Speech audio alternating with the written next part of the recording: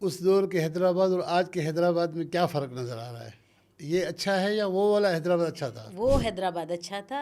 क्या ये बात दुरुस्त है कि आप बचपन में आपने किसी फ़िल्म में छोटे बच्चे का रोल किया था? हाँ जी, एक फ़िल्म थी सिंधी बादल, तो उसमें मैंने चाइल्ड कैरेक्टर किया था। तो आपको 6 महीने में फिर उन्होंने कोई खर्ची दी थी या फ्री में ये रोल करवाया? नहीं, फ्री में ही। आपको पता है कि लोग स्पेशली सिंधी जो काम होता है वो तो कहते हैं बाबा यही थी मुफ्त में वजह। कम हरी हरी। तो जो ख़ानदान में कुछ लोग होते हैं जो मुखालफत करते हैं शुरू में, हमारी बच्ची कैसे जाएगी बाहर? तो मेरी दादी ने मुझे पाला ओह! था, तो वो तो खुद शोबिज़ की थी, तो इसलिए उनके आगे कोई बोल नहीं रहा था, लेकिन वो मुझसे बात नहीं करते थे।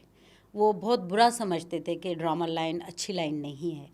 जिस दौर में आप पीटीवी में आए, तो उस दौर में पीटीवी का एक बहुत बड़ा नाम भी था, बहुत पापड़ बेलने पड़ते थे अच्छे खासों हाँ, को। बिल्कुल। एक्चुअली क्या था कि एक ही चैनल था और हमारे जो उस दौर के डायरेक्टर, प्रोड्यूसर जो थे वो एक कहते हैं ना, बस खुदा बनकर बैठ जाना अपनी सीट पर। मतलब ऐसे जैसे मैं एक हमारे जो पड़ोसी मुल्क में लोग बोलते हैं, जैसे शुरू में अदाकार बताते हैं भी जाते भाई जाओ तुम लंबे हो अपनी टांगे कटा के आओ, पहले तुम सीख कर आओ, तो हमारे पीटी में भी यही हाल था। उस ज़माने में पीटीवी के इन प्रोड्यूसरों की, डायरेक्टरों की बड़ी शिकायत होती थी कि ये ख़वातीन को तंग करते हैं, ब्लैकमेल करते हैं रोल के लिए। ये इन पे इल्ज़ाम सही है? मैंने तो आपसे कहा था कि मेरी तो सिफारिश एक जुनेद साहब के उस हिसाब से आप आई बड़ी थी। सिफ़ारिश से आई ना? हाँ, मैं हाँ। बड़ी सिफारिश, मैं सिफारशी एक्टर हूँ, लेकिन ये बात 50-50 सही भी है। दूसरे प्राइवेट चैनल्स आए ना, फिर वो तो मैं काफ़ी तो टाइम नहीं बाद बोल में आए ना। सकती, हाँ, फिर हाँ। मैं नहीं बोल सकती कि कहते हैं वाकई ये क्या दौर था। इन्होंने तो उनके रिकॉर्ड भी तोड़ दिए, ये बात सही है? इन्होंने उनके रिकॉर्ड नहीं, उनके रिकॉर्डों पे रिकॉर्ड तोड़ तोड़े। दिया। ठीक है, कोई आधा ऐसा इंसान या ऐसी लड़की होगी जो चलो उसको एतराज़ नहीं होगा। अमूमन एक ज़रूरतमंद ही लड़कियां जो होती हैं वो बेचारी वो हो जाती हैं, ट्रैप हो जाती हैं। लेकिन जो उनको काम दे रहा होता है वो पहले ही डिमांड करना शुरू कर देता है कि भाई हमारी डिमांड पूरी करोगी तो आपको काम मिलेगा। अच्छा, आप लोग पीटीवी के लिए कहते हैं कि एकेडमी है, जी। लेकिन एक तरफ हम देख रहे हैं कि आज के मॉडर्न दौर में ऐसे ऐसे लोग, ख़वातीन या मर्द आ गए हैं। आप उनकी अदाकारी को देख के क्या फिर फ़ील करते हैं? तो अब तो मेरे ख्याल से अब तो ज़्यादा सहूलतें, पहले तो नहीं थी, लेकिन जो वो वाला काम था ना वो बहुत पायदार था। रगड़े वाला काम जो है। रगड़े वाला, उसमें तो हमने डंडियाँ खाई हैं पाँव में। फिर उस टाइम बुरा लगता था या उसको समझते थे ये एक ठीक कर रहा सीरियल है? में मैंने मिल्कियत की थी, वहाँ वहाँ तो मैं जाते हुए भी रोती थी और निकलते हुए भी रोती थी। बिस्मिल्लाहिर्रहमान नाज़रीन, मंसूरनामा के साथ मैं हूं आपका मेज़बान मंसूर मुगेरी। आज जिस गेस्ट को हमने तकलीफ़ दी है वो काफ़ी पॉपुलर हैं। सिंधी ड्रामाज में उन्होंने काम शुरू किया, फिर उर्दू मीडियम ज्वाइन किया, उर्दू में उन्होंने काम किया। सूबे की सतह पर, नेशनल लेवल पे, इंटरनेशनल लेवल पे उन्होंने अच्छा खासा नाम उन्होंने बनाया, अच्छी खासी पहचान बनाई, अच्छी खासी सोबर ख़वातीन हैं वो। आज वो हमारे स्टूडियो में मौजूद हैं, काफ़ी पुरानी हैं। तो उसका नाम है नजमा काविश साहिबा। अस्सलाम वालेकुम नजमा साहिबा। वालेकुम सलाम, सब किया का है पहले भली कार। आपने? कुर्ब कुर्ब। ये बताएं कि आपका बचपन कहाँ से गुज़रा, आपका ताल्लुक़ किस शहर से है? सबसे पहले तो सबको मेरा सलाम हो। रही बात मेरा ताल्लुक़, मैं हैदराबाद सिंध से हूँ। मेरी पैदाइश हैदराबाद में हुई, मेरा बचपन पूरा हैदराबाद में गुज़रा। उसके बाद जब शोबिज़ में आई तो फिर टीवी के हवाले से ही कहूँगी, तो फिर मैं कराची मूव हो गई थी, लेकिन बेसिकली मैं हैदराबाद से हूँ। हैदराबाद से। जी। तो आजकल आप कराची में रहती हैं?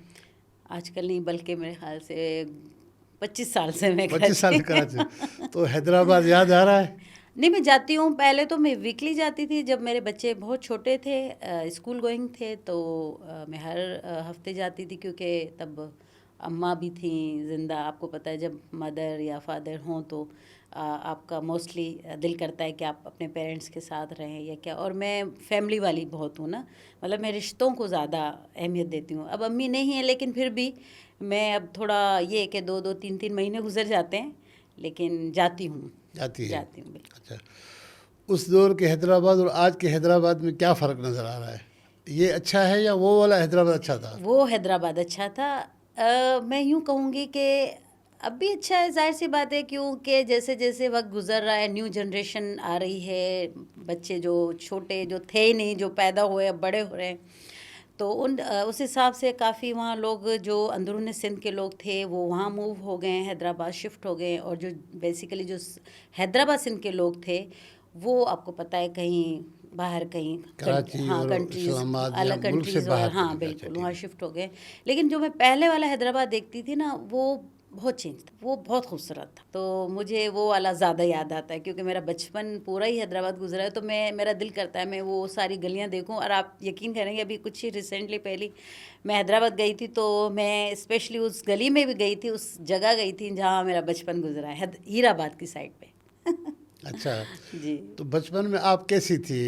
ख़ास तौर पर बच्चियां जो है ना बहुत खामोश होती हैं, कुछ कुछ बच्चियां गैर मामूली होती हैं, शरारती होती हैं, माँ बाप को तंग करते हैं, स्कूल जाने से घबराते हैं। तो आप कैसी थी? अच्छा, मैं बहुत एनर्जेटिक रही हूँ बचपन से बहुत। मतलब जो चीज़ मैंने करनी है या जो मैंने काम पकड़ा है या जो मेरा एम है मैं उसको करके ही रहती हूँ, या तो मैं हाथ डालती नहीं। बचपन से ही एक नेचर है मेरी। और मैं बड़ी वो रहती थी, एक चंचल बच्चा जो होता है, बड़ा खुशमिजाज बच्चा, खेलने कूदने वाला। लेकिन एक बच्चे होते हैं कि वो ज़्यादा किसी उस चीज़ में लग जाते हैं जो उनका एक कोई एक ख़ास होता है। लेकिन मेरा एक शौक़ होता था कि अगर मैं जैसे शोबिज़, मैं अपना ज़ाहिर है शोबिज़ के हवाले से कहूँगी क्योंकि मैं तो शोबिज़ में आई थी। तो अगर मैंने शोबिज़ में जाना है तो मैं दिल लगा कर उस पर ही काम करूँगी कि मुझे जाना है, मुझे अपने काम को अच्छा बनाना है, मुझे आगे बढ़ना है। तो मैं बस उसी में लग गई। और बचपन में मैं ज़्यादातर लड़कियों के साथ नहीं, मैं लड़कों के साथ ज़्यादा खेली हूँ। तो इसीलिए वो आप बोल्ड हो गई। इसलिए मैं बोल्ड भी हो गई। अंदर से मुझे ऐसा लगता है कि मैं औरत कम मर्द ज़्यादा हाँ, हूँ।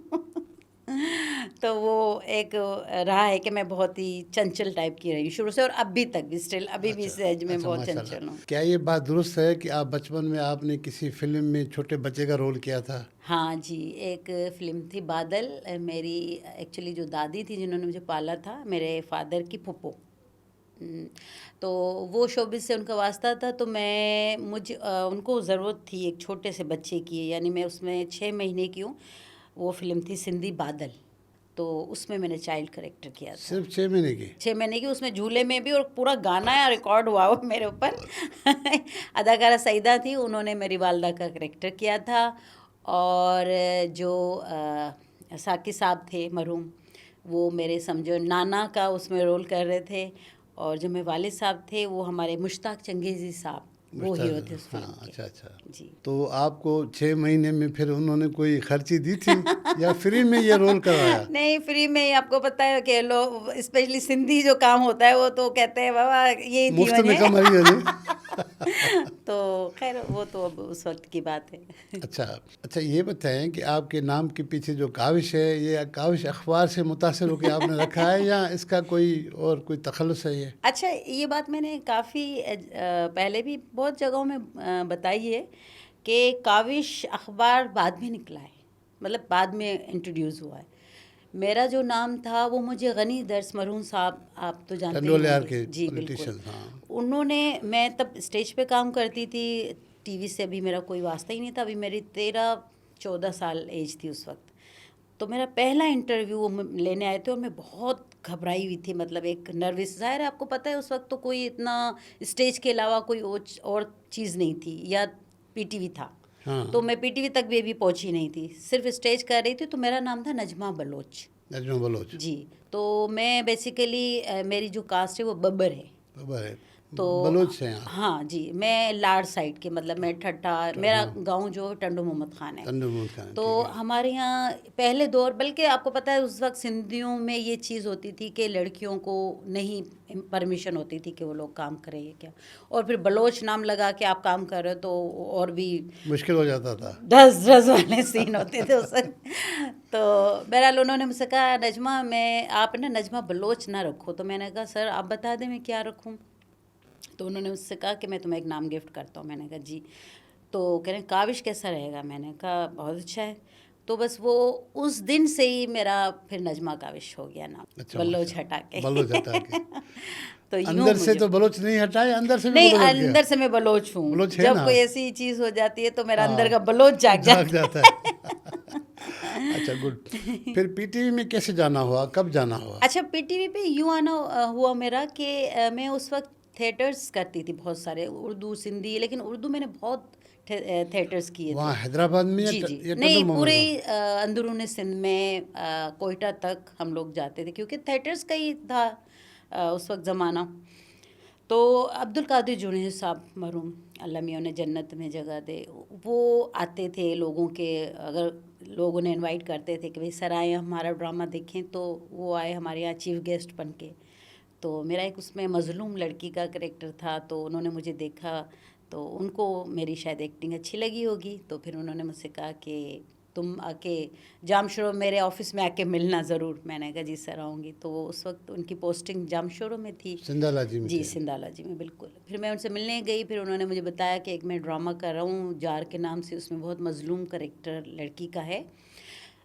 तो लेकिन अब उससे पहले ये है कि एक मेरा दोस्त है शौकत हुसैन शोरो शोरो, साहब, हाँ, जी वो भी उनकी, उधर होते थे। जी एग्जैक्टली, उनकी सीरियल होने वाली थी मिल्कियत।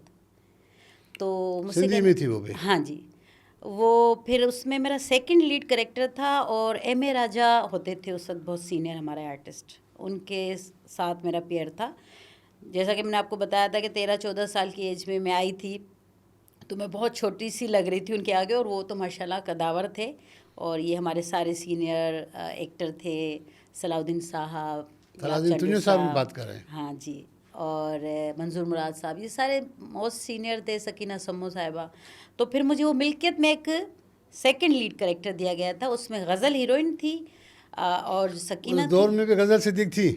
वो लीड उन्हीं का करेक्टर लीड था। उन्हीं वो का था। मुझसे सीनियर इसलिए थी कि मेरे ख्याल से कोई एक बहुत पहले की एक सीरियल थी, मुझे नाम याद नहीं आ रहा उसका, वो उन्होंने वहाँ से स्टार्ट किया था, मैं तो फिर बाद में आई हूँ। तो वो हीरोइन थी, मैं उसमें सेकंड लीड कर रही थी।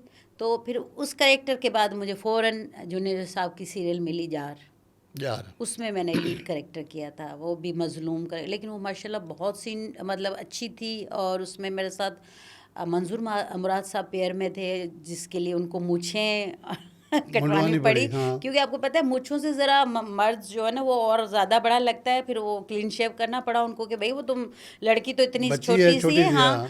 तो हमें उसके साथ तुम्हें रखना है। और आपको पता है पीटीवी का काम एक मयारी काम था।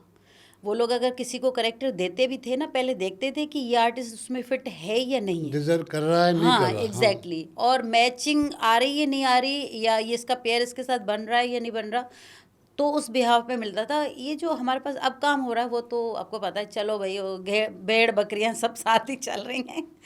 तो इस तरह से मुझे एंट्री मिली शोबिज़। तो जो ख़ानदान में कुछ लोग होते हैं जो मुखालफत करते हैं शुरू में, हमारी बच्ची कैसे जाएगी बाहर, तो फिर नहीं, उनका क्या था जब वो। मेरे अब्बू तो खैर मुझसे बात नहीं करते थे। मेरे अब्बू में एक्चुअली मेरे जो वालिद साहब थे उनकी पहले भी 2-3 शादियाँ हुई हुई थी, मदर मेरी थर्ड उस पर थी नंबर पे। तो जो मेरे भाई थे, बहन भाई थे या अब्बू थे, वो तो मुझसे बात ही नहीं करते थे, क्योंकि जैसा कि मैंने आपको बताया मेरी दादी ने मुझे पाला था, तो वो तो खुद शोबिज़ की थी, तो इसलिए उनके आगे कोई बोल नहीं रहा था, लेकिन वो मुझसे बात नहीं करते थे। वो बहुत बुरा समझते थे कि ड्रामा लाइन अच्छी लाइन नहीं है। तो खैर अब मुझे तो आना था, और जहाँ मैं रह रही थी वो माहौल ही मुझे ऐसा मिला हुआ था, तो खैर उनसे मेरी नहीं थी, वो उन्होंने डिस्कनेक्ट कर दिया था मुझे अपनी लाइफ से। तो ये मुझे फेस करना नहीं, पड़ा था। फैमिली के और लोग भी होते हैं ना जो शुरू में आपकी मुखालफत करते हैं, फिर जब बिल्कुल, आप हाँ। फेमस हो जाएं हाँ, तो फिर फिर एक एक ज़माना ऐसा आया, मतलब जब मैंने पीटीवी पर बहुत काम किया, उर्दू भी किया, कोयटा तक भी किया। फिर आपको पता है, फिर जब आपका थोड़ा नाम हो जाता है तो फिर हर कोई कहता है भाई वो मेरी तो कज़न है, वो मेरी बेटी है, वो मेरी बहन है। इस तरीके से काफ़ी चीज़ें फिर सुनने को मिलती हैं आपको। तो फिर एक वो बाद में मुझे पता चला कि हाँ भाई अदाकार का भी एक मयार है और उसका मज़ा नाम है। है। तो अच्छा जी, मिस नजमा, ये बताएं कि जिस दौर में आप पीटीवी में आए, तो उस दौर में पीटीवी का एक बहुत बड़ा नाम भी था, बहुत चीज़ें जो है ना वो पापड़ बेलने पड़ते थे अच्छे खासों हाँ को। बिल्कुल, कहते हैं पीटीवी में दाखिल होने के लिए भी लोग बहुत ज़्यादा टाइम लगाते थे। स्ट्रिक्ट बहुत थी। एक्चुअली क्या था कि एक ही चैनल था, और हमारे जो उस दौर के डायरेक्टर प्रोड्यूसर जो थे वो एक कहते हैं ना बस खुदा बनकर बैठ जाना अपनी सीट पर। वो माफ़ कीजिएगा मैं तो यही लफ्ज़ कहूँगी, क्योंकि क्राउड जब उनको आप है बहुत ना, ज़्यादा हाँ तकब्बुर था हाँ उनको। बिल्कुल तकब्बुर था। और है ना मतलब ऐसे जैसे मैं एक हमारे जो पड़ोसी मुल्क में लोग बोलते हैं, जैसे शुरू में अदाकार बताते हैं भी जाते हैं भाई जाओ तुम लंबे हो अपनी टांगें कटा के आओ, पहले तुम सीख कर आओ। तो हमारे पीटी में भी यही हाल था। कोई नया आता था, चल चल भाई तुम्हें तो बात ही नहीं करने आती, तुम्हारी लैंग्वेज ऐसी है, तुम्हारा ये ऐसा है, तुम्हारा वो ऐसा है। तो ये चीज़ें वाकई देखने को मिली थी। अच्छा, मुझे इसलिए नहीं फेस करनी पड़ी, एक तो मैं थिएटर से थी, ऊपर से फिर जिस राइटर का नाम था, बड़ा नाम अब्दुल कादिर बड़ा जुनेजो नाम, साहब, उनके हाँ। आगे तो कोई बात कर ही नहीं बात सकता करनी, था। हाँ। वो तो कहते थे भाई ये स्क्रिप्ट है और ये एक्टर हैं, ये आपने लेने हैं, काम आपने लेना, स्क्रिप्ट मेरा और चलेगा। मेरा होगा। और मज़े की बात आपको मैं बताऊं, जब मुझे जार मिली थी तो ये स्क्रिप्ट था जुनेजो साहब, मोहम्मद बख्श समेजो को मिला था। तो उन्होंने जुनेजो साहब से कहा कि वो थोड़ा उनका स्टाइल अपना होता, तो ज़ाहिर एक बड़ा नाम था उनका, और मैं उनकी बड़ी फ़ैन भी हूँ, रही भी हूँ, अब तो नहीं है वो इस दुनिया में। उन्होंने कहा कि भाई कास्ट ये वो, तो जुनेजो साहब यूँ करके बैठते थे ना, उनका स्टाइल होता था, भाई इसमें नजमा है और ये होगा। तो समेजो साहब ने कहा कि अच्छा, हीरोइन में नजमा काविश, सर नजमा काविश को तो मैं नहीं कास्ट करूँगा, क्योंकि आप अपनी नज़र से देख रहे हैं, लेकिन मैं डायरेक्टर की हैसियत से देख रहा हूँ। उन्होंने ये स्क्रिप्ट उठाया, उनकी आदत है, यहाँ बगल में लगाते थे वो उसी और टाइम में? हाँ, उन्होंने कहा मुझे करनी नहीं है तुम्हारे साथ। और समेजो साहब भी कम नहीं थे, ज़ाहिर है उनका भी एक स्टेटस, एक नाम था। उन्होंने कहा मोस्ट वेलकम, आपकी मर्जी। वो वहाँ से आपने निकले। सारा मंजर आंखों से देखा? ये मैं बाहर थी, मैं अंदर नहीं थी, क्योंकि दोस्तों ने जाहिर सी बताया बात है आपको? आपके सामने तो कोई हाँ। इंसल्ट करेगा। तो वो बाहर निकल गए और उनका बीपी हाई था, क्योंकि उनकी सुनी जाती थी, जीएन तक भी उनको बड़ा सुनते नाम थे। था हाँ उनके, बिल्कुल, ज़ाहिर जितने प्राइड ऑफ ड्रामे, परफॉर्मेंस थे वो। हाँ। तो उन्होंने कहा नहीं करना बस ये। उस वक्त आए थे मंजूर मक्सी साहब, नए नए कोयटा से शिफ्ट हो गए यहाँ पर, मतलब उनकी ट्रांसफ़र हुई थी। वो तो बेचारे तरस रहे थे कोई नाम वाला राइटर मुझे मिल जाए। फिर उन्होंने कहा भाई, जनरल मैनेजर साहब ने कहा आप मक्सी साहब से मिल लें, वो अच्छा डायरेक्टर है, वो कर लेगा। बात हुई, वो मक्सी साहब हाँ सही तव्हां हुकुम कयो, जेको भी हुकुम कंदो माज़र असां आया। खणंदासीं। फिर इस तरीके से मुझे वो मिली। लेकिन फिर आगे चल के समेजो साहब से मेरी बड़ी अच्छी केमिस्ट्री मिल गई शुरू में, क्योंकि ज़ाहिर है आप एक दूसरे को जब जानते नहीं हैं, फिर आप जब काम करते हो तो फिर किसी को पता चलता है कि आपकी नेचर कैसी है। फिर मैंने तो समेजो साहब के साथ बहुत काम किया उसके बाद। कितने सीरियल्स या सीरीज? सीरियल्स समेजो साहब के साथ तो मैंने 3-4 की थी उस वक्त में, और काफ़ी वो था, नाम भी आपको पता है तो याद भी नहीं रहते। मक्सी साहब के साथ भी मैंने 3-4 सीरियल की थी। उर्दू में मैंने अली रिजवी साहब के साथ छोटे बड़े लोग, जो हमारी इस वक्त बहुत फेमस सीरियल हुई थी, वो की थी। उसके बाद फिर लॉन्ग प्लेस का दौर था उस वक्त, ग़ुलाम मोहम्मद अपना शफ़ी मोहम्मद शाह साहब मरहूम, उन्होंने मेरे भाई का उसमें करेक्टर किया था, मैं छोटी बहन होती उसमें। वो भी कमाल का लॉन्ग प्ले था, नूरुल्दा शाह साहिबा ने लिखा था। सिंधी, आपको पता है उस वक्त सिंधी उर्दू सब लॉन्ग प्ले चलते थे। तो इस तरीके से काम मैंने किया था वहाँ पे। तो सबसे ज़्यादा किसके स्क्रिप्ट में आपको मज़ा आता था? एक तरफ शौकत हुसैन शोरो का नाम, एक तरफ अब्दुल कादिर जुनेजो साहब की शख्सियत, दूसरी तरफ खातून में जो है नूरुल्दा शाह। अच्छा, सबसे अच्छी बात ये है कि हमारे पास उस वक्त सब पावरफुल थे। मैं किसी एक के लिए नहीं कहूँगी। अच्छा, नूरुल्दा शाह साहिबा ये कि उनका फ़ीमेल की तरफ ज़्यादा था, वो फ़ीमेल के हक़ में ज़्यादा लिखती थी उस वक्त। और जुनेजो साहब का ये था कि वो अपनी उसको जो उनकी स्टोरी होती थी वो एक इक्वल लेकर चलते थे, मर्दों को भी औरतों को भी, औरतों के हकूक़ है तो उसके हिसाब से चलती थी।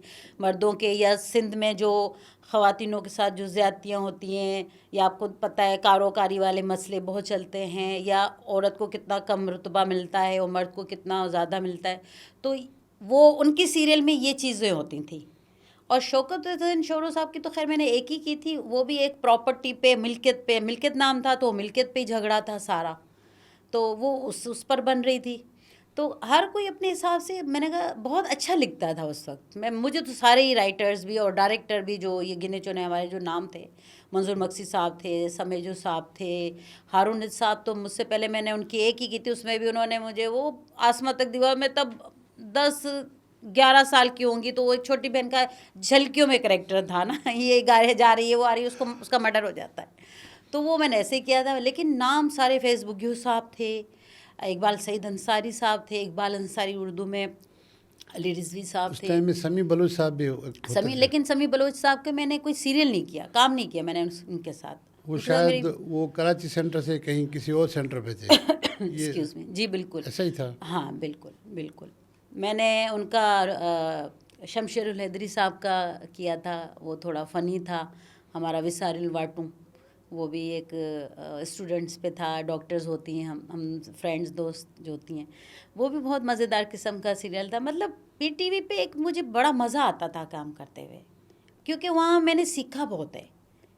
उसके बाद मुझे सीखने को कुछ नहीं मिला। हाँ, आप जिन बड़े सीनियर्स एक्टर्स के साथ काम कर रहे होते हो, उनके साथ आपको सीखने के लिए मिल जाता है। जैसे मैंने प्राइवेटली जो चैनल्स थे उन पे काम किया था, ARY है, जियो है, तो ये अपना उस वक्त जो नाम थे सारे सीनियर्स, उनके साथ भी सीखने को बहुत मिला।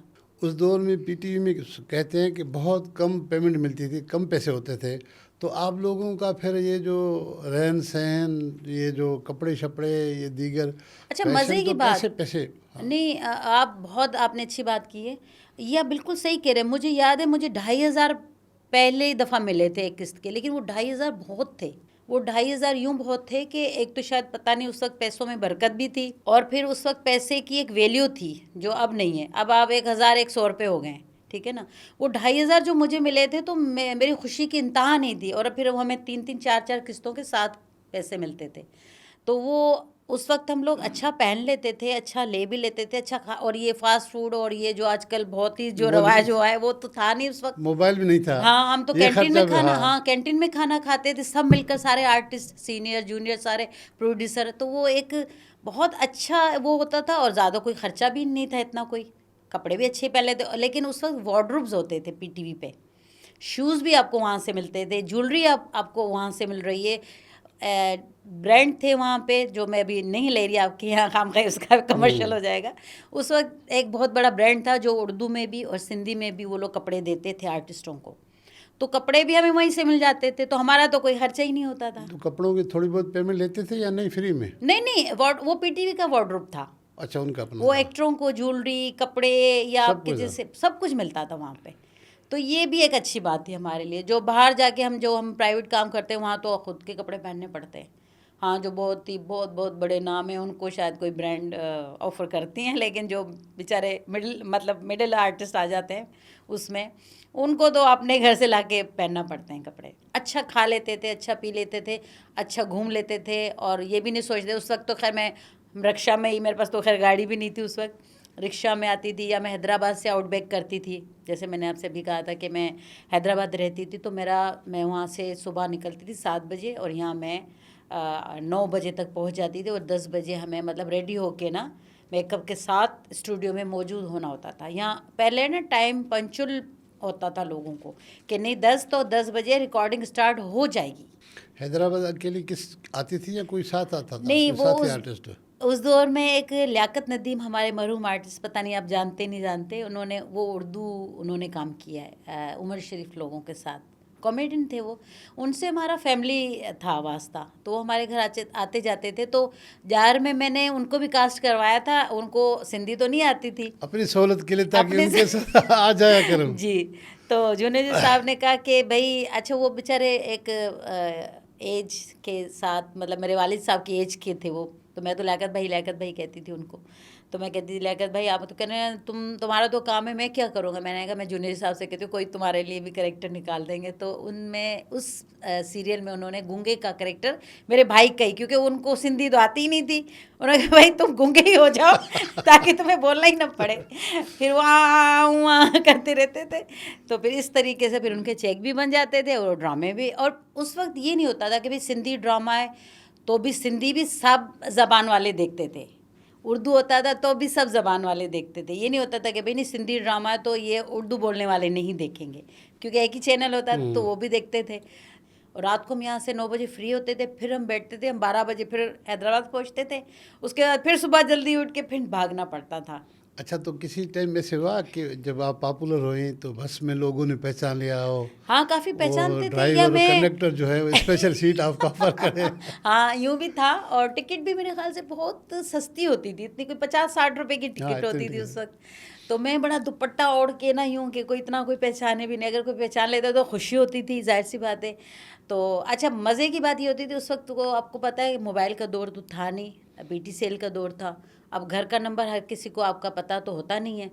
उस वक्त हमारे लेटर्स आते थे पीटीवी पे, अदाकारों के नाम से। भाई ये नजमा काविश की अगर 10 लेटर्स हैं पूरे सिंध से कहीं से आ रहे हैं, तो भाई ये 10 या 5 नजमा के हैं, ये 10 फलां एक्टर के हैं या 20 फलां के आए हैं। फैंस लिखते थे आपको कि भाई आप हमें अच्छे लगते हैं, आपका काम हमें अच्छा लगता है। एक तमीज़ के दायरे में, एक मतलब प्यार के उसमें लिखते थे। जैसे हम लोग अब कोई चीज़ पोस्ट करते हैं या कुछ ऐसी कोई हम रील्स बनाते हैं या कुछ ऐसी बात बोलते हैं, तो माफ़ कीजिएगा, पता नहीं लोगों को क्या हो गया या ये लोग कहाँ से आए, मुझे समझ में नहीं आता कि आपको इतने बैड्स कमेंट्स मिलेंगे, नेगेटिव कमेंट्स मिलेंगे। अच्छे भी होते हैं ये नहीं, लेकिन सबसे ज़्यादा नेगेटिव लोगों के वो होते हैं। मैं ये कहती हूँ कि उस दौर में लोग तो नहीं आपको बुरा भला कहते थे, आज के लोग क्यों आपको बुरा भला कहते हैं, ये बात मुझे कभी कभी समझ में नहीं आती। दौर बदल गया है या लोग बदल गए हैं? लोग बदल गए हैं, लोग बदल दौर गए। तो वही है, जाहिर है दौर को क्या होना है, लोग ही बदलते रहते हैं, दौर तो नहीं बदलता। चीज़ें नई नहीं आ रही हैं, उस हिसाब से आप दौर को कह सकते हैं, ठीक है ना। तो लोग जो आ रहे हैं उनका अपना एक मिजाज है, पता नहीं वो लोग क्या देखना चाहते हैं, वो क्यों इतना नेगेटिव लोगों के लिए बात करते हैं या पॉजिटिव क्यों नहीं सोचते। मोस्टली अगर 50 कमेंट्स होंगे ना, उसमें 40 तो नेगेटिव ही होंगे या 30 तो नेगेटिव होंगे, बाकी 20 पॉजिटिव होंगे। लेकिन काफ़ी लोग कहते हैं कि कमेंट्स आने चाहिए, नेगेटिव हो या नेगेटिव पॉजिटिव अब हो, आने अच्छा, चाहिए। अब है ना अब हम जैसे लोग ज़ाहिर है मैं भी उनमें हूँ, ज़ाहिर है मुझे भी कोई अच्छे नहीं मिलते होंगे, तो हम कहते हैं बोलने दो, बोल रहे हैं, अब क्या कर सकते हैं। आप किसी की सोच, आप किसी का नज़रिया तो चेंज नहीं कर सकते। अच्छा मिस नजमा, ये बताएं कि उस ज़माने में पीटीवी के इन प्रोड्यूसरों की, डायरेक्टरों की बड़ी शिकायत होती थी कि ये ख़वातीन को तंग करते हैं, ब्लैकमेल करते हैं रोल के लिए, ये इन पे इल्ज़ाम सही है? मैंने तो आपसे कहा था कि मेरी तो सिफारिश एक जुनेद साहब के उस हिसाब से आप आई बड़ी थी। सिफारिश से आई ना? हाँ, मैं बड़ी सिफारिश, मैं सिफारिशी एक्टर हूँ, लेकिन सिफारिशी मैं इस हिसाब से नहीं कहूँगी कि कोई उन्होंने मुझे एक्टिंग नहीं आती थी तो हाँ। कोई इसलिए उस पर मुझे मेरा देख पर्दा आ के गया। इम्प्रेस हो हाँ, और उन्होंने मुझे, सिफारिश। उनकी सपोर्ट से मैं आ गई थी। लेकिन ये बात 50-50 सही भी है।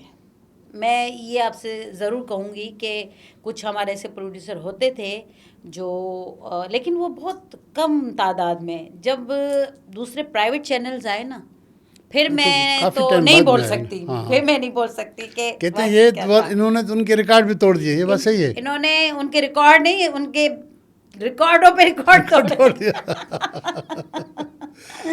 रिकॉर्डों पे रिकॉर्ड तोड़ दिए, और बड़ी अफसोस होता है सुन के और दुख भी होता है। ठीक है, कोई आधा ऐसा इंसान या ऐसी लड़की होगी जो चलो उसको एतराज़ नहीं होगा।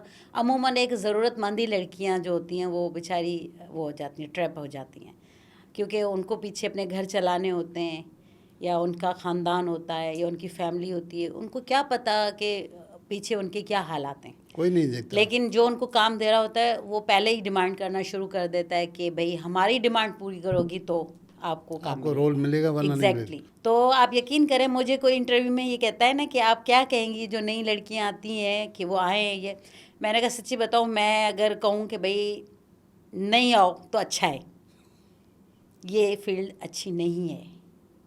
बहुत कम लोग हैं ये बात कहते हैं, लेकिन मैं कह देती हूँ क्योंकि जो सच है वो सच है। मैं कभी भी सोचती हूँ, जैसे आपने कहा था कि सच हमेशा बोलना चाहिए, तो मैंने हमेशा सच ही बोला है। लेकिन अब क्या कहते हैं, कहीं कहीं आपको थोड़ा वो करना पड़ता है कि नहीं, फिर ऐसी भी लड़कियाँ नहीं यार आपने तो कर लिया, अब हमें ये समझा रही हैं कि नहीं हम नहीं आए। भाई आ जाओ, कर लो, खुद ही पता चल जाएगा। हमारा काम है समझाना, आगे आपकी मर्जी है। देखिए आप सीनियर हो गई, एक एज है, आपने सारी चीज़ें देख ली। उसके बाद आप नसीहत करना तो बनता है ना, बनता आपका है ना भाई। आप बच्चे को भी कहेंगे भाई ये आगे ये पानी है, अब बेटा ये पानी है संभालना, इसमें आपको आप डूब सकते हो या आगे इसमें आप जल सकते हो, तो बीच के ही आप कोई रास्ता ढूंढोगे। अब अगला वो कहेगा कि नहीं मैं तो आज आग से भी बच जाऊंगी, पानी से भी बच जाऊंगी, तो फिर आपकी मर्जी है। हमने तो आपको दोनों पहलू दिखा दिए, तो मर्जी होती है। और फिर ज़रूरी नहीं होता, अगर कोई यूं आ रहा ऊपर से तो फिर तो किसी के माई के लाल में भी ये हिम्मत नहीं होगी कि वो उसको कुछ कह भी दे। नहीं, बहुत सारी लड़कियां बोल्ड भी तो होती है ना। वही तो कह रही हूँ ना, एक तो बोल्ड और फिर ऊपर से कोई बड़ी पर्ची आ रही है कि भाई हमारे तो वालिद साहब जो हैं वो इनके जानने वाले हैं, या ये मेरे अंकल हैं, इन्होंने कहा कि आप आ जाए, या मेरी आंटी ने कहा है कि आप काम कर लें, तो उनको तो नहीं इतना फेस करना पड़ता। या फिर बहुत ही आप हाई एजुकेटेड हैं, बहुत ही आपने पढ़ लिया, कहीं बाहर से आप पढ़ कर आएँ और फिर आपने तो आते इंग्लिश फर और ये आपका स्टाइल, आपके पास आईफोन है, गाड़ी है, फिर अगले की आपको ज़रूरत नहीं होगी ये कह के भाई मैं ये कैरेक्टर आपको इस डिमांड पे दे रहा हूँ। तो वो मजबूरी वालों को समझ जाते हैं, मजबूरी वाले को समझ जाते हैं। इसका मकसद तो है मैं कि इसलिए कहती हूँ ये रिक्वेस्ट करके तो काम नहीं लेना चाहिए कभी भी, क्योंकि जहाँ प्लीज़ आ जाता है ना तो वहाँ समझो कि आपकी ज़रूरत है। ख़वातीन प्रोड्यूसरों के साथ काम करने का आपको मौका मिला? हाँ जी, मुझे काम मिला था मूमल भाभी के साथ काम करने का मौका मिला है। और मैं समझती हूँ कि हम चैनल पर ख़वातीनों को, मुझे नहीं नज़र आया कि वहाँ किसी ख़वातीन को कोई शिकायत आई होगी, क्योंकि वहाँ आपने देखा होगा औरतों का राज है ज़्यादा, कि भाई अगर ड्रेसअप वाली हैं वो भी एक ख़वातीन है, डायरेक्टर तो नहीं, जैसे प्रोड्यूसर कह लें या और बाकी चीज़ें जो देख रही होती हैं आके वहाँ सेट पे ख़वातीन होती हैं, तो वहाँ मैंने नहीं दिखी ये चीज़। बाकी कहीं जहाँ पर मर्द राज है ना वहाँ पर देखा ही है, डिमांड्स होती हैं, बस बेचारी फिर जो जिसको हीरोइन बनना है तो हाँ, बनना तो बन जाए। तो आपको कभी ये फील हुआ कि मर्दों के मुआशरे में, खुद को ज़ाती तौर आप बताएं, ये फील हुआ कि यहाँ ये मेल डोमिनेंट सोसाइटी है, काश मैं औरत न होती मैं मर्द होता, ये हुआ है कभी फील? पहली बात तो मैं अंदर से मर्दी हूँ, वो यूँ कि मैंने मेरे ख़्याल से कील लगाने से लेके बच्चों को स्कूल कॉलेज तक पहुँचाने में भी मैंने खुद काम किया ये सारा। इवन मैंने पानी के कैंस भी उठाए होंगे, सारे घर के ऐसे काम भी किए जो एक मर्द को करने चाहिए। और दूसरी बात ये, हमारे पाकिस्तान के हिसाब से हम कहीं कहीं कहते हैं यार क्या पाकिस्तान में यही सारी चीज़ें बाहर नहीं होती। सबसे अच्छी क्वालिटी की बात हमारे यहाँ ये है कि औरत को ये ज़रूर कहते हैं कि भाई पहले औरत करे, औरत के लिए है, रिस्पेक्ट का एक मकाम भी है। हाँ हाँ, बाहर आप नहीं, अगर लाइन में खड़े हैं तो आप वहाँ ये नहीं कह सकते हैं कि भाई नहीं मैं तो लेडीज़ हूँ, मैं मुझे आगे दें। हाँ। वहाँ कहते हैं भाई इक्वल है, मर्द और औरत सब इक्वल हैं। हमारे यहाँ ये एक अच्छी चीज़ है कि फर्स्ट लेडीज़ होती है। तो इस मौके का आपने फ़ायदा लिया?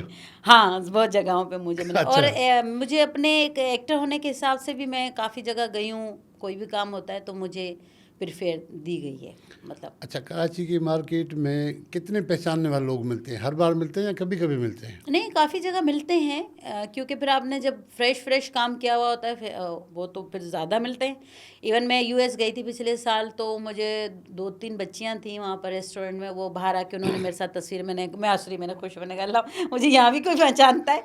तो अब तो आपको पता है ह्यूस्टन जहाँ टेक्सास में तो मोस्टली अब सारे ही पाकिस्तानी भरे हुए हैं, हाँ, तो वो तो ऐसा लगता है मुझे कराची है। तो मेरी बेटी भी माशाल्लाह वहीं रहती है, तो वहाँ ज़्यादा मैं जाती हूँ, तो मैं कहा बेटा ये मुझे तो यहाँ अमेरिका लगता ही नहीं है, तो मुझे कराची लगता है, कि हमें सारे यहाँ पाकिस्तानी भरे हुए हैं, तो इसलिए आपको अंग्रेज़ नज़र ही नहीं आएगा, सिर्फ देसी नज़र आएंगे यहाँ पे। तो बैरून मुल्क अमेरिका के अलावा कहाँ कहाँ सफ़र किया? मैं थाईलैंड गई हूँ, जापान गई हूँ, अमेरिका तो मैं काफ़ी दफ़ा गई हूँ, और बाकू गई हूँ, दुबई गई हूँ, सऊदी अरब गई हूँ, और अब इंशाल्लाह दिसंबर के मिड में मुझे वहाँ जाना है वापस दोबारा। मेरी बेटी वहाँ रहती है, और अभी यूके एक मेरी बेटी वहाँ पढ़ने गई है, फिर वहाँ भी अभी इंशाल्लाह मेरा जाने का होगा इंशाल्लाह। अच्छा, वहीं अमेरिका में या इन ममालिक में कहीं आपको ऑफ़र हुई काम की? कोई ऐसा बंदा नहीं। टकरा, कोई प्रोड्यूसर के? मैं यूनिवर्सल स्टूडियो गई थी, एक आपको पता ले जाते हैं विजिट, अगर आप घूमने जा रहे हो तो हमने एक पैकेज लिया था वहाँ पर, तो आप यकीन करें वहाँ के जो मैंने स्टूडियो देखे थे ना, तो मुझे अपना पीटीवी का स्टूडियो याद आ गया था, क्योंकि वो बिल्कुल उस तरीके से ही बने हुए हैं वहाँ पे स्टूडियोज़। लेकिन वो स्टूडियोज़ जैसे हमारे पास, आपने शायद देखा होगा कराची का स्टूडियो डी, मैंने देखे हैं। वो भी छोटा है, उनके ऐसे डबल आप ट्रिपल कर दे, इतने बड़े बड़े स्टूडियोज़ हैं, उसमें आपके स्विमिंग पूल लगे हुए हैं वहाँ के, मतलब ऐसे रियल चीज़ें लगी हुई हैं सारी, जैसे कभी पीटीवी के दौर में लगती थी हम जब काम करते थे।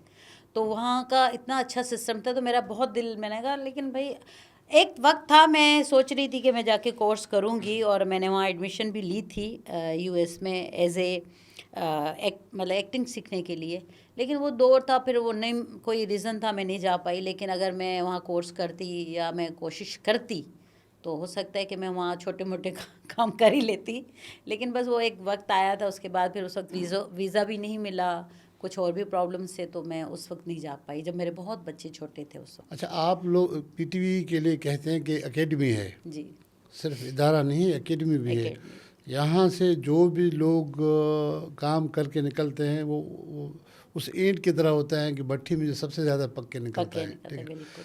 लेकिन एक तरफ हम देख रहे हैं कि आज के मॉडर्न दौर में ऐसे ऐसे लोग, ख़वातीन या मर्द आ गए हैं, आप उनकी अदाकारी को देख के क्या फिर फील करते हैं?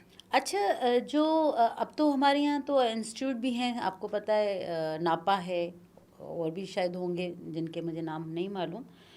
तो उनके जो निकले हुए एक्टर हैं उनमें हैं वो चीज़ें, क्योंकि मैंने अभी थिएटर्स किए थे, हमारे पास पारस मसरूर हैं और कुछ और भी लड़के हैं, तो उनकी मैंने परफॉर्मेंस देखी थी। तो मुझे लग रहा था कि जैसे हमें उस दौर में, पीटीवी के दौर में सिखाया जाता था, स्टेप उठाना भी हमें डायरेक्टर सिखाते थे कि ये पाँव यूँ उठाने, फिर यूँ जाना है, जैसे इस तरफ अगर आपका कैमरा है तो इधर देखना है, फिर वो कैमरा कट होगा तो आपने उस तरफ टर्न करना है।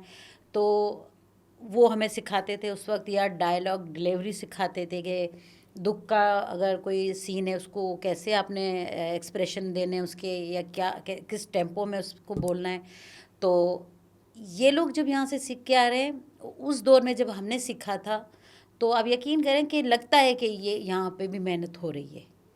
अदरवाइज़ जो वैसे ही आ जाते मुंह उठा के, तो वो तो फिर एक्टिंग तो लगती ही नहीं है कि एक्टिंग कर रहे हैं।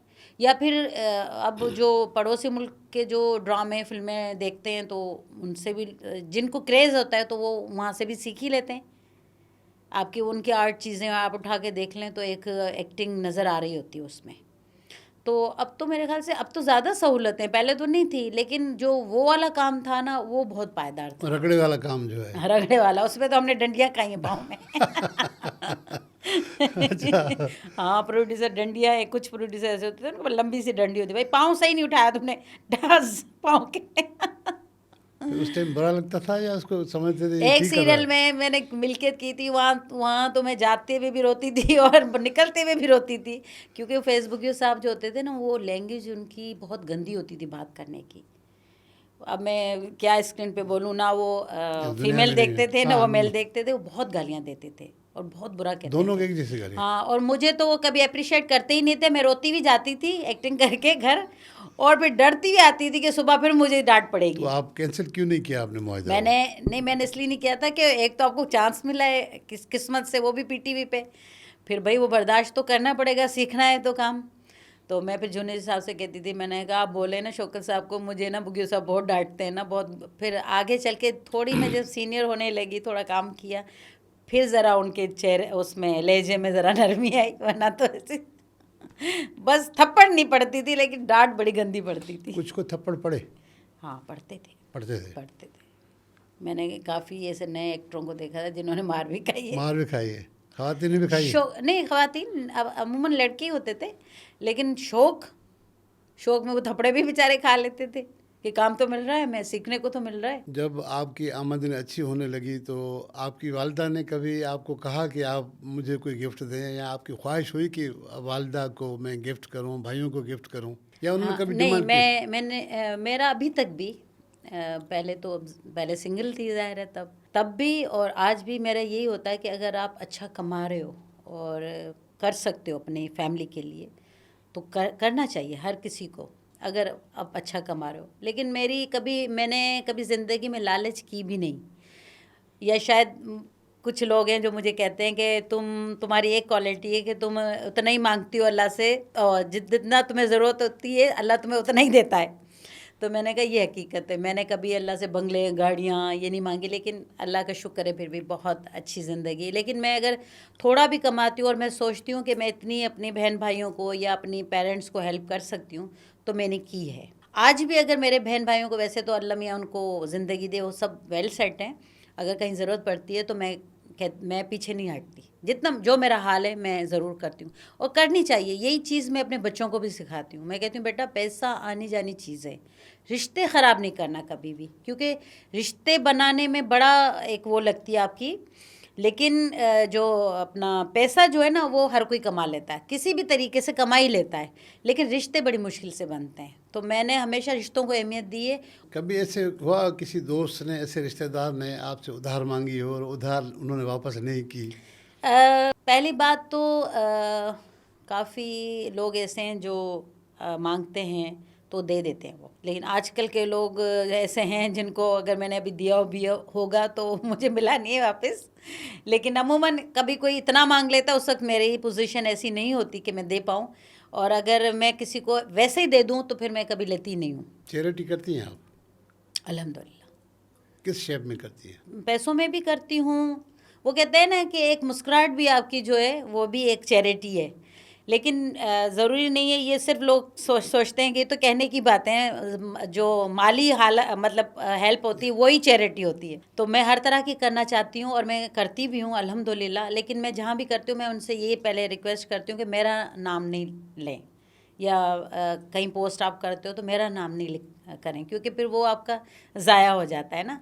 मैंने कहा मैं नेकी करने के लिए करती हूँ, मैं वाह वाह के लिए नहीं करती। मुझे अच्छा लगता है, मुझे एक सुकून अंदर महसूस होता है कि मुझे खुशी होती है। अगर चले ये तो एक पैसों की तो बात अलग है, कोई सड़क भी अगर क्रॉस कर रहा होगा तो मेरा दिल करता है कि मैं अगर ये इस पोजीशन में नहीं है कि उस तरफ जा सके तो मैं उसका हाथ भी पकड़ के उसको क्रॉस करा सकूं, तो वो भी मुझे अंदर से खुशी मिलती है। आपने एक चीज़ सुनी होगी सिंधी में, अघे तो पार न तो मणन खे मोट। उसकी ट्रांसलेशन भी करूं कि अगर खुदा ताला आपकी कबूल करे तो छोटी सी छोटी भी चीज़ कर भी कबूल देगा, कर सकते हैं, अगर ना करे तो बहुत बड़ी खैरात भी कर करो भी गो फिर भी वो उसको परवाह राजी नहीं नहीं है होगा। उसकी। हाँ, बिल्कुल बिल्कुल। तो क्योंकि छोटी, हाँ, अल्लाह मियाँ तौफीक भी उसी को देता है जिसको वो सोचता है कि मैं मुझे इससे नेकी करवानी है, तभी आप कर रहे हो। आपकी हैसियत नहीं है कि आप किसी को एक दाना भी कुछ दे दें या आप कर सकें या एक पत्ता भी हिला सकें, जब तक उसकी रज़ा नहीं होती। अगर फ़र्ज़ करो कोई कहे कि मैं बीमार हूँ, मुझे खून की ज़रूरत है, मैंने दिया है, दिया है खून? दिया है, मैंने देती हैं डोनेट आप? किया है। हाँ, मैंने ब्लड डोनेट किया है और जो मुझसे हो सका है मैंने किया। अब स्क्रीन पे क्या इंसान अपनी वाह वाह करे। अच्छा सपोज़ एक चीज़ है, आज मैं वो स्क्रीन में कहूँगी कि मेरी एक नेचर है, अगर मैं किसी को किसी का कुछ करती हूँ किसी के लिए, तो मैं जैसे आपको बता रही हूँ, जैसे सपोज़ अभी तो हम ऑन कैमरा हैं, अगर आप वैसे भी बैठे होंगे मैं बता रही होंगी, तो मैं आपको वो इसलिए नहीं बता रही होंगी कि मैंने नेकी की है या मैंने किसी को हेल्प की है। मैं आपको इसलिए बता रही होंगी यार, हो सकता है मैं इनको बता रही हूँ तो इनका भी दिल करे उसकी हेल्प करने के लिए। तो अमूमन मैं इस नज़रिए को रख के मैं किसी को बता रही होती ताकि हूँ। लोगों की तादाद बढ़े, हाँ हेल्पिंग हैंड बढ़े। हाँ। करीब से करीब रिश्ते वाले अगर आपकी बुराई करते हैं, आपको पता लग जाए, तो फिर क्या सोचती हैं? दुख होता है। दुख ये होता है कि मेरी आदत है, मैं नहीं खामखाई किसी की बुराई मैं नहीं करती हूँ। लेकिन अगर मुझे किसी का कुछ बुरा भी लग जाता है ना, एक वक्त होता है कि मैं उसको बर्दाश्त करती हूँ, फिर एक वक्त होता है कि मैं सामने बोल देती हूँ। पहले मैं ये कहती हूँ भाई अगर आपको मुझसे कोई शिकायत है या आपको मुझसे कोई तकलीफ़ है तो आप मेरे सामने बोल दो, आप मेरे पीछे नहीं बोलो। क्योंकि देखें, पीछे बोलने वाले वो होते हैं जो आपसे डर रहे होते हैं। आप सामने बोल दोगे ना तो फिर अगला भी सोचेगा यार वाकई मैंने ये किया है, ये सही था नहीं था, या मुझे नहीं करना चाहिए था, या मुझे मेरी बहन या भाई या XYZ में रिश्तेदार ने बताया है, तो हो सकता है मुझ में ये खामी हो। और सबसे एक बड़ी बात ये है कि मैं अपनी क्वालिटी इसलिए बताऊंगी कि मुझ में ये आदत है कि मैं जज्बात में या गुस्से में कभी आके बोल देती हूँ ना, आप यकीन करके फिर रिग्रेट बहुत होता है मुझे। मैं फिर अपने आप को अंदर से कोसती रहती हूँ, यार मैंने ये इसको इतनी ऊंची आवाज़ में क्यों बोला था।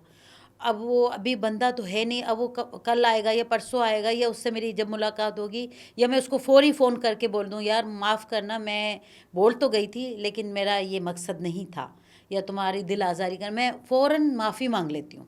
और माफ़ करना जो है अल्लाह की सिफत है। बिल्कुल।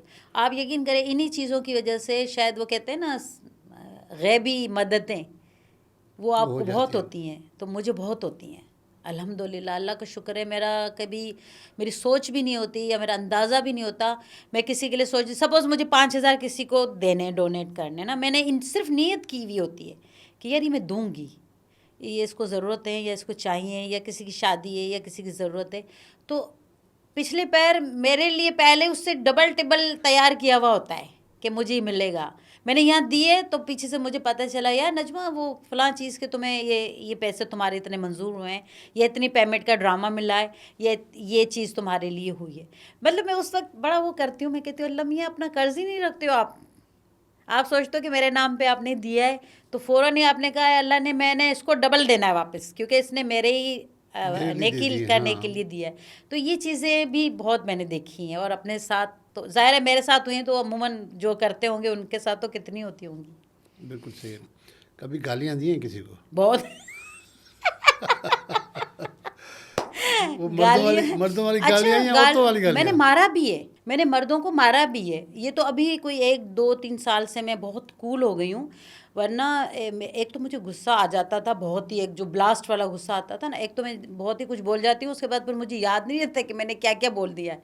लेकिन मैंने यहाँ से पकड़ के मारा भी बहुत है, ये वजह? थप्पड़े धा ढा, वजह तेरी वजह? माँ तेरी बहन।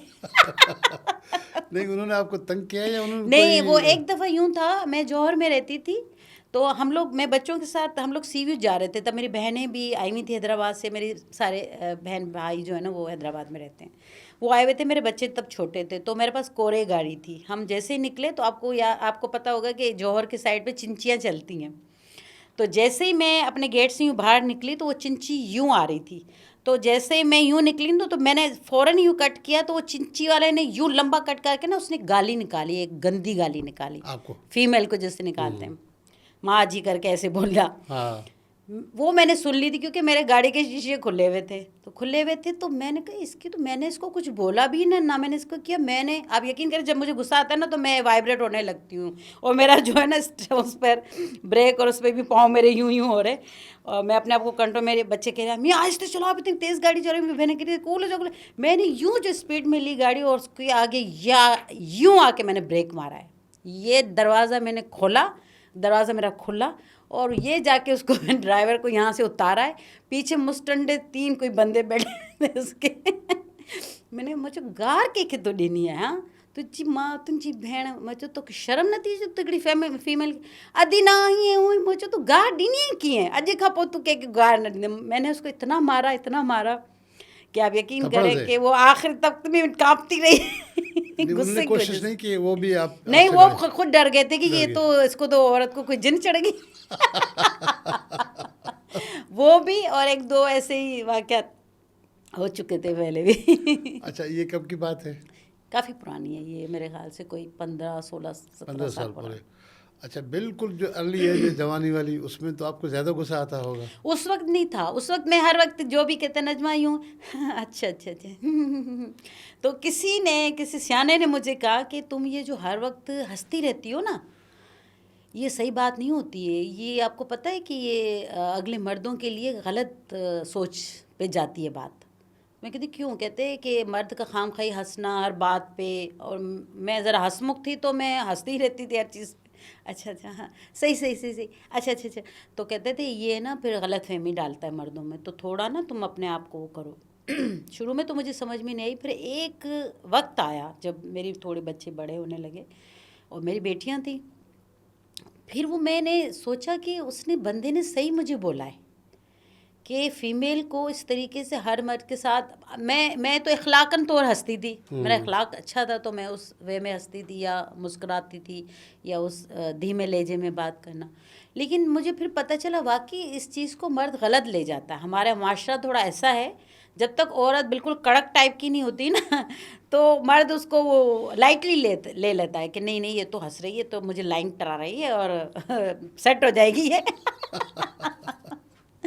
उसके बाद फिर मैंने अपने आप में मैंने नहीं, चेंज किया, लेकिन उस टाइम लड़ती तो नहीं थी ना? नहीं, लड़ती नहीं थी, तो स्टाइल चेंज किया आपने? स्टाइल चेंज कर दिया। लड़ने वाला पीरियड अलग आया फिर? वो फिर जब आप उसमें एक पुख्तगी एज में आ जाते हैं ना, पुख्तगी में, या कभी कभी हालात इंसान को इस नहज पे लेके आते हैं। हालात भी थे, फिर बच्चों का एक जिम्मेदारी आपके ऊपर, जिम्मेदारी, लड़कियां, कभी बुरी माहौल खबरें ऐसा, आ जाती हैं, हाँ, इधर से उधर से, तो इंसान हाँ, अंदर से पकता है। तो पक मुझे पक ये, के, मैंने हाँ। ये डिसाइड कर लिया था कि अब एक औरत जब तक स्ट्रांग नहीं है ना, तो मर्द उसको अपनी मिलकियत समझ लेता है, तो इसलिए थोड़ा आपको मजबूत होना पड़ेगा, थोड़ा कड़क होना पड़ेगा। फिर मैंने अपना चेंज कर लिया, उसके बाद मैं पूरा मर्द ही, मुझे नहीं लगता था कि मेरे अंदर भी कोई फीलिंग्स हैं, मैं पूरा मर्द ही घूमती थी।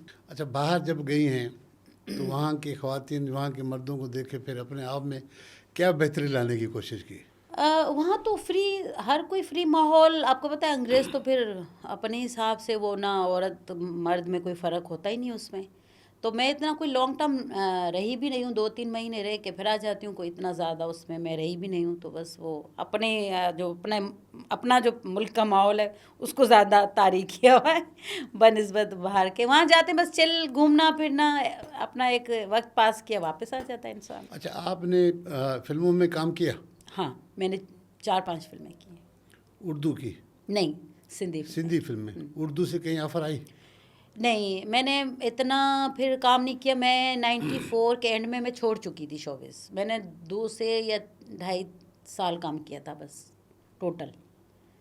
स्टेज का छोड़ के, स्टेज तो मैंने 13 साल की एज से शुरू किया था, लेकिन 94 में पीटीवी के मैंने ये 2-2.5 साल काम किया था बस। फिर मेरी शादी हो गई थी, फिर ये 8-10 साल का पूरा गैप है मेरा। तो आपने शोबिज़ खुद छोड़ने छोड़ा के। या आपके मेरे पार्टनर हस्बैंड ने? को पसंद नहीं था और मेरा भी दिल नहीं था कि शादी के बाद काम किया जाए। मैं यूएस चली गई थी, उसके बाद फिर मैं वापस आई, फिर मैं हैदराबाद मूव हो गई थी, फिर मैं वहाँ रहती थी। फिर जब मेरे बच्चे कोई मेरे ख्याल से 7-8 साल के हुए या 9 साल के, उसके बाद सिंधी चैनल्स आ गए थे। केटीएन आया, तो केटीएन का गाना जब शुरू में देखे, मैंने कहा इतना फ्री काम हो रहा है आजकल तो भाई। हमारे तो पीटीवी में तो हाथ भी नहीं पकड़ते थे। सर पे दुपट्टा एक दौर आया था कि सर पे भी दुपट्टा पहन के ड्रामे कर रहे हैं। तो मैंने कहा यार कितना अच्छा, मतलब इन्होंने तरक्की सिंधी चैनल्स वालों ने की है।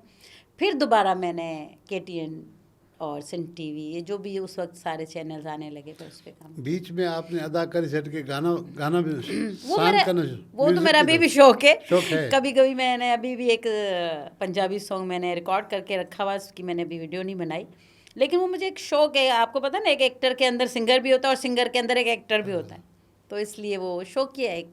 ऐसे तो नहीं है कभी कभी इंसान काम करके बोरियत का शिकार होता है, फिर कहता है मैं थोड़ी चेंज करूं म्यूजिक एक्चुअली की मंसूर तरफ? साहब, किसी दौर में जब मैं अभी नई नई आई थी स्टेज के दौर में, तब मैं सीखती थी।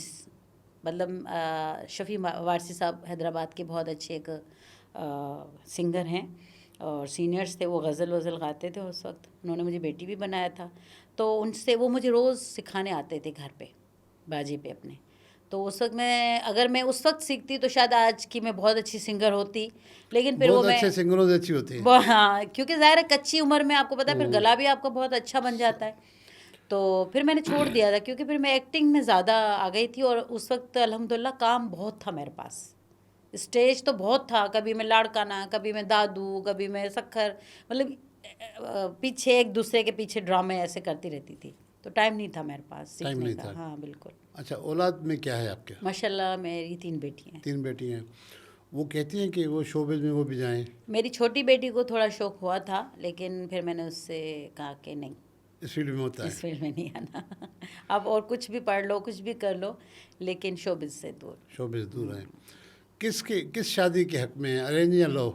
पसंद की ज़्यादा बेहतर है, पसंद की क्योंकि ज़्यादा बेहतर है। अगर देखें ना, अरेंज में अगर कोई मसला होता है, फिर सारा ब्लेम जो है ना पेरेंट्स पे आता है कि आपने करा दी, अब आप दे दें, आप जवाब दें, आप ये करें वो करें। तो मैं कहती हूँ जब तक लड़का लड़की ख़ुद को समझ नहीं लेते अच्छी तरीके से, तो वो मेरे ख़्याल से ज़रूरी नहीं है कि वो शादियाँ भी कामयाबी हों, लेकिन ये कि एक दूसरे को आप समझ लेते हैं, मिजाज को समझ लेते हैं, थोड़ी बहुत बातचीत होती रहती है फ़ोन पे या वैसे, तो आपको पता चल जाता है कि बंदा कैसा है या मेरा मिजाज इसके साथ मिलता है नहीं मिलता, तो फिर वो शादियाँ थोड़ी कामयाब। अरेंज भी ज़रा पहले तो अरेंज ही थी, लेकिन आज के दौर के हिसाब से कह रही हूँ कि पसंद क्यों तो ज़्यादा बेहतर है। आपको अपने जो हम उम्र या आप थोड़े जूनियर एक्ट्रेस या एक्टरों में कौन सबसे ज़्यादा पसंद कौन है जिनसे आप मुतासिर हैं? सीनियर्स में तो जब मैं आई थी उस वक्त मुझे सकीना समो साहब, शोहिद मोहम्मद शाह साहब, आबिद अली, उर्दू के एक्टर, तो उस्मा सारे गिलानी लीजेंड साहब। हैं ये तो, जिनके नाम ले रहे हैं आप। मैं जिस दौर में आई थी मैं उस दौर की बात कर रही हूँ। अब तो आप आई थी 92 में, मैं पीटीवी पे 92 में आई हूँ, बाकी लेकिन थिएटर उससे 5-7 साल पहले किया। हाँ थिएटर्स तो ज़ाहिर है मैंने बहुत ओके। अर्ली एज में किया था। तो ये आपको फीमेल एक्ट्रेस में कौन पसंद रही है आपकी? मुझे रूही बानो उस दौर में, उस्मा गिलानी थी, और भी बहुत नाम थे, तो अब तो खैर मेरे जहन में भी नहीं है। आबिद अली साहब थे, फिरदौस जमाल थे, उस वक्त ये मेरे फेवरेट रहे थे। मतलब आज आरफा सिद्दीकी थी, मतलब इनसे मैं बड़ी इंस्पायर थी उस वक्त, नाम थे बड़े ये। बड़े नाम थे। जी मूवीज़ देखती हैं? हाँ। कहाँ की, बॉलीवुड की, हॉलीवुड की? बॉलीवुड की। बॉलीवुड की देखती हैं? हॉलीवुड की भी देखती हूँ, मुझे हॉरर मूवीज़ ज़्यादा पसंद Horror हैं movies जी, अच्छा। या फिर बहुत ही फ़नी जैसे अपना मिस्टर बीन टाइप की मूवीज़, या जैकी चैन मरूम, अब तो उनकी डेथ हो गई, मैं उनकी भी बड़ी शौक से मैंने फ़िल्में देखी हैं। और कुछ हॉरर बहुत पसंद हैं, इंग्लिश हॉरर पसंद है ज़्यादा मुझे। या आजकल तो आपको पता है टर्किश मूवीज़ भी हॉरर आती हैं, वो भी अच्छी हैं। तो टर्किश ड्रामे में बहुत आ रहे हैं। हाँ, टर्किश ड्रामे। अर्तुगरुल गाज़ी तो मेरा फेवरेट रहा है, हालांकि मैंने अपना भी पूरा ड्रामा ज़िंदगी में नहीं देखा, नहीं देखा है। लेकिन उसके मैंने कोई सीज़न नहीं छोड़ा। नहीं छोड़ा। अच्छा, मज़े की बात ये टर्किश ड्रामा और स्पेशली अर्तुगरुल गाज़ी मुझे इसलिए पसंद था कि वो थोड़ा इस्लामी उसमें ज़्यादा है, और मैं अंदर से बहुत इस्लामी हूँ। शोबिज़ में आना या मेरा काम करना ये तो एक मेरा काम है, लेकिन अंदर से आप क्या है ये आप हर किसी को नहीं बता सकते ना। तो इसलिए मुझे ये लगता है कि मतलब ये मेरा इसलिए फेवरेट है कि इसमें वो सारी चीज़ें जो मेरे अंदर में हैं। म्यूजिक में सबसे ज़्यादा किसको सुनती हैं? और अब तो आजकल तो नहीं सुनती इतना पहले मैंने काफ़ी गज़लें भी अच्छी हैं, फास्ट। अच्छा, मूड के हिसाब से आपका नहीं, मूड सैड यहाँ है। के सिंध के कौन से फनकार हैं? शमन अली हैं, हुमैरा चन्ना हैं, मैडम आबदा परवीन आबदा हैं, सनम मारवी हैं, हमारे पास बड़े बड़े नाम हैं, ये अच्छे गाते हैं, तो इनको सुनती हूँ। और उर्दू के तो आपको पता है पहले जो मेहंदी हसन साहब थे या ये सिंगर थे वो थे, लेकिन इंडियन सॉन्ग्स हैं वो भी सुनती हूँ, गज़लें सुनती हूँ, कोई फास्ट सॉन्ग सुनती हूँ।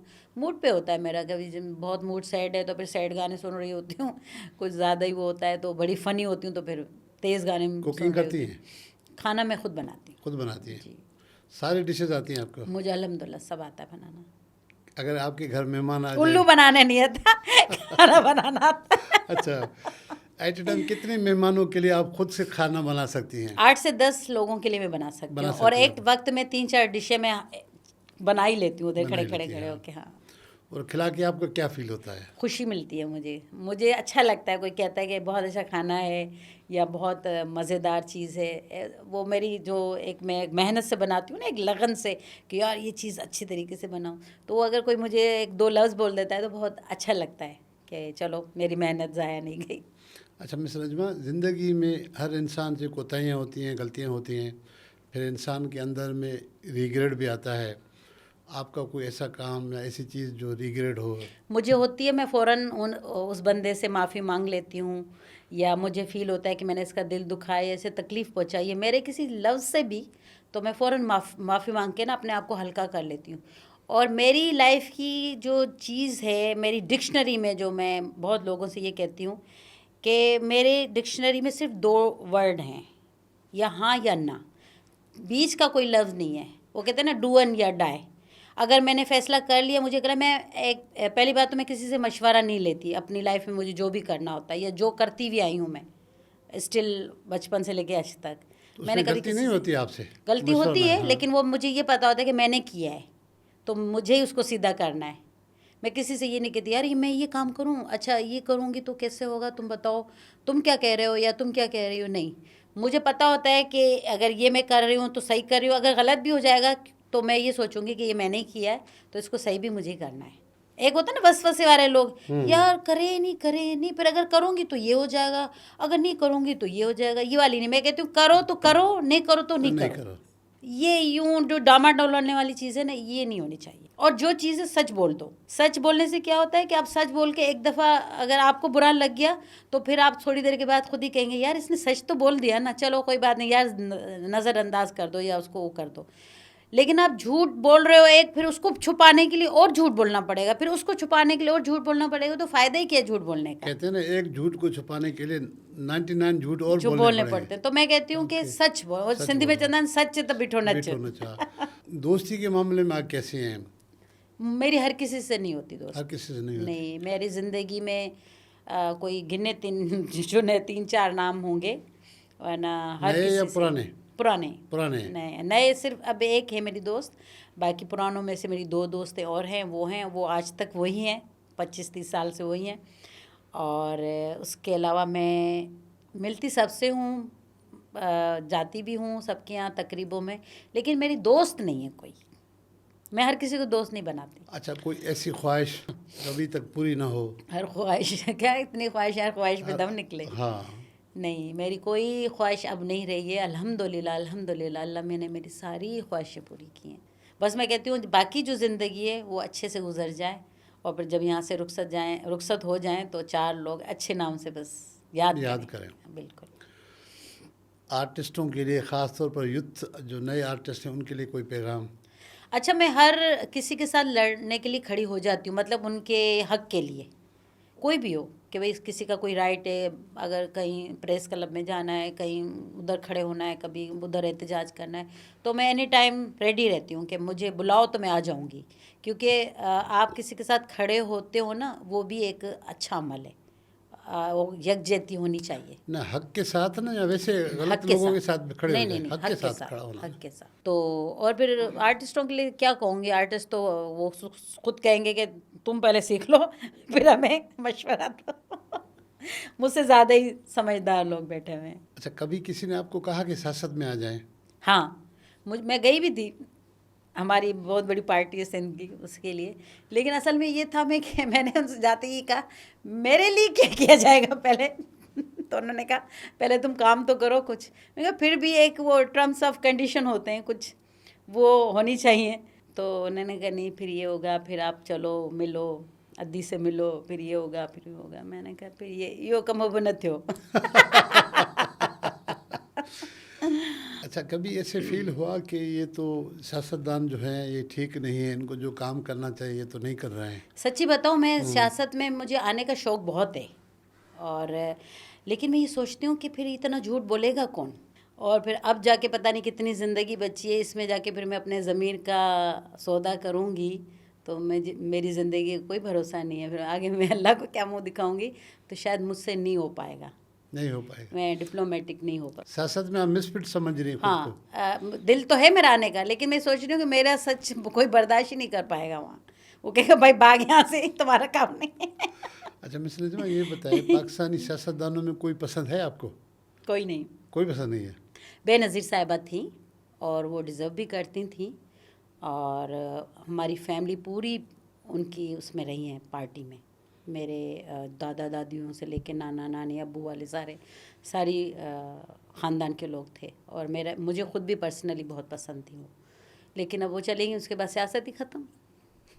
बिलाल भुट्टो को कैसे देखते हैं? अब वो वैसा वो काम करें, अपनी अम्मी जितना उन्होंने बेनज़ीर साहिबा ने किया, तो फिर देखें। अभी तो कुछ नज़र नहीं आता। कुछ नज़र नहीं आता? नहीं, कुछ नज़र नहीं आता। सिंध की जो हमारी हुकूमत है उसको कैसे देख रही हैं? बस ये है कि मैं चाहती हूँ कि जो सिंध के लोग हैं, ज़ाहिर है हम तो सिंध में ही रहते हैं, तो उसके लिए ही बोलेंगे, बेचारे लोगों की हेल्प करनी चाहिए, जिनकी ज़रूरत है उनको वो करनी चाहिए। नौकरियाँ भी मिल रही हैं तो पैसों से मिल रही हैं, तो गरीब लोग कहाँ जाएंगे, या हमारे जो क्या कहते हैं किसान लोग कहाँ जाएंगे, या और भी बहुत सारी चीज़ें।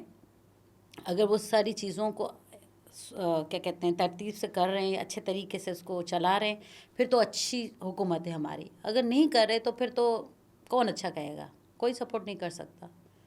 मैं ये नहीं कह रही मैं सिंधी हूँ तो नहीं मैं पीपल्स पार्टी को सपोर्ट करूँगी। मैं सपोर्ट तब करूँगी जब मुझे नज़र आएगा पीपल्स पार्टी बहुत अच्छा काम कर रही है। तो कुछ नज़र आ रहा है, इतना नज़र नहीं आ रहा जितना आना चाहिए। अपने सालों से सियासतदानों के लिए सिंधी में कोई जुमला कहेंगी? खुदा दे वास्ते हाणे बस के हो।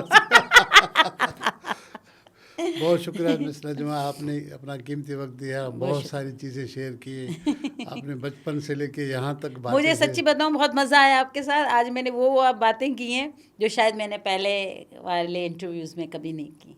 बहुत शुक्रिया मिस नजमा, बहुत शुक्रिया। व्यूअर्स, आज जो हमारी गेस्ट हैं जिनकी बातें आपने सुनी, वो दीगर गेस्ट के मुकाबले में थोड़ी डिफरेंट हैं। उन्होंने जैसे कहा कि वो लड़ भी जाती हैं और लड़ी भी हैं, तो उनकी गुफ्तगू में भी हमें लगा कि वो थोड़ी डिफरेंट हैं, स्ट्रेट फारवर्ड हैं, झूठ वूठ को पसंद नहीं करती, सियासतदानों को, आज के सियासतदानों को भी पसंद नहीं करती। इनके दिल में चैरिटी का भी है कि मैं चैरिटी भी करूं, लेकिन इस तरह से करूं जैसे मुझे मेरे दीन ने कहा है, एक हाथ से दो तो दूसरे हाथ को पता भी न लगे। अच्छी बात है।